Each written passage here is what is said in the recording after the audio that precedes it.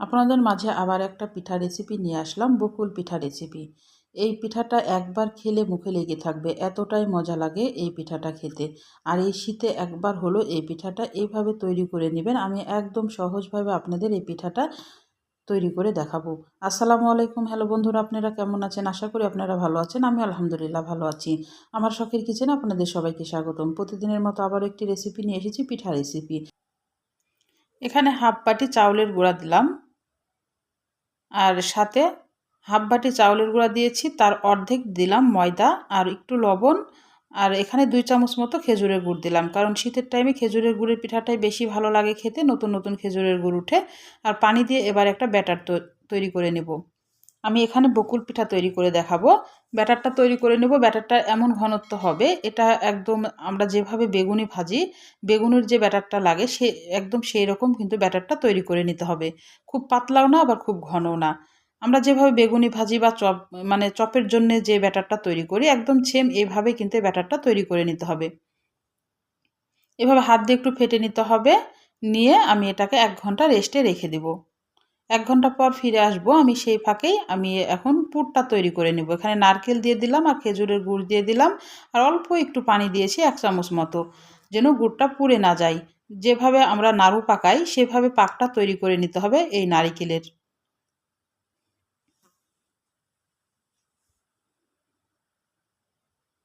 এখানে অনেক কিছু দিতে পারা যায়। এখানে দুধ দিলেও ভালো লাগবে, গুঁড়া দুধ দিলেও ভালো লাগবে, বাদাম বা তিল সব কিছুই ভালো লাগবে। আমি শুধু নারকেল দিয়ে এটা করব। আমার পাকটা তৈরি করা হয়ে গেছে, আমি এবার নেমে নিচ্ছি। এটা কিন্তু ঠান্ডা হলে জমে যাবে।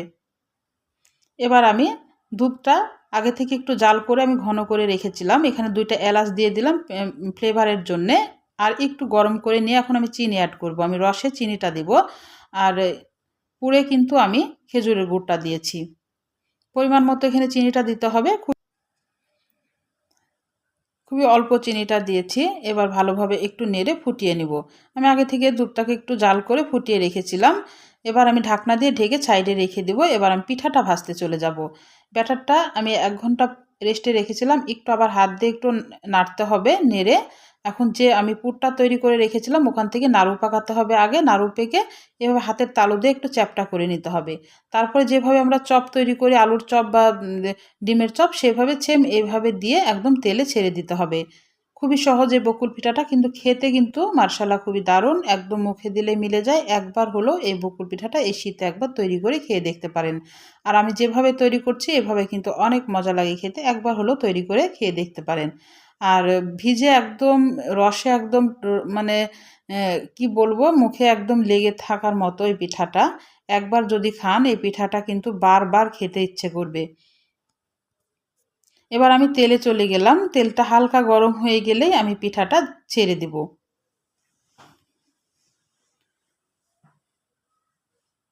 আর মিডিয়াম আঁচে পিঠাটা কিন্তু ভাজতে হবে। জালটা কখনোই জোরে দেওয়া যাবে না, তাহলে কিন্তু উপরটা হয়ে যাবে, ভিতরে কাঁচা থেকে যাবে আর রস ঢুকতে চাইবে না। এ কারণে পিঠাটা কিন্তু একটু কড়া করে ভেজে নিতে হবে, একটু সময় নিয়ে।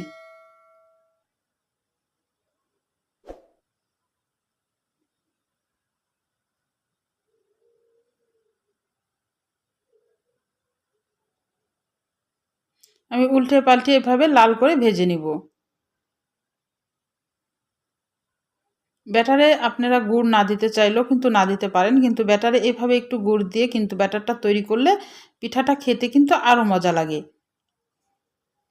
গুড় হোক বা চিনি হোক, যে কোনো একটা জিনিস দিলেই হবে, কিন্তু গুড়ের পিঠাটাই বেশি ভালো লাগে। আমি যে দুধটা আগে থেকে জাল করে রেখেছিলাম চিনি দিয়ে, এখন হালকা একটু শুধু গরম করে নিলাম। যদি ঠান্ডা হয়ে যায় তাহলে গরম করবেন, আর ঠান্ডা না হলে গরম করার দরকার নেই। তারপরে পিঠাগুলা দিয়ে এখন ঢাকনা দিয়ে ঢেকে আমি 1 ঘন্টা রেস্টে রেখে দেব। 1 ঘন্টা পর আপনাদের পিঠাগুলা দেখাচ্ছি। একদম রস খেয়ে রস টেনে নেবে, রস একটুকু রস থাকবে না। আমি 1 ঘন্টা পর ফিরে দেখাচ্ছি। অনেকগুলো পিঠা খাওয়া হয়ে গেছে আমাদের। এবার একটু ভেতরটা দেখাচ্ছি কি অবস্থা, দেখে বুঝতে পারছেন একদম গলে গেছে, মুখে দিলেই মিলে যাবে, এতটাই মজা লাগে এই বকুল পিঠাটা।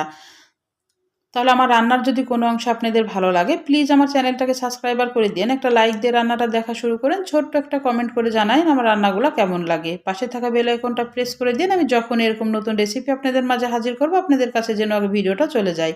আপনাদের একটা লাইক একটা কমেন্ট কিন্তু আমাকে অনেক উৎসাহ করে। দেখেই বুঝতে পারছেন। তাহলে আজকের মতো বিদায় নিচ্ছি। আপনারা সুস্থ থাকবেন, ভালো থাকবেন। আবার কোনো নতুন রেসিপির সাথে হাজির হব। আল্লাহ হাফেজ।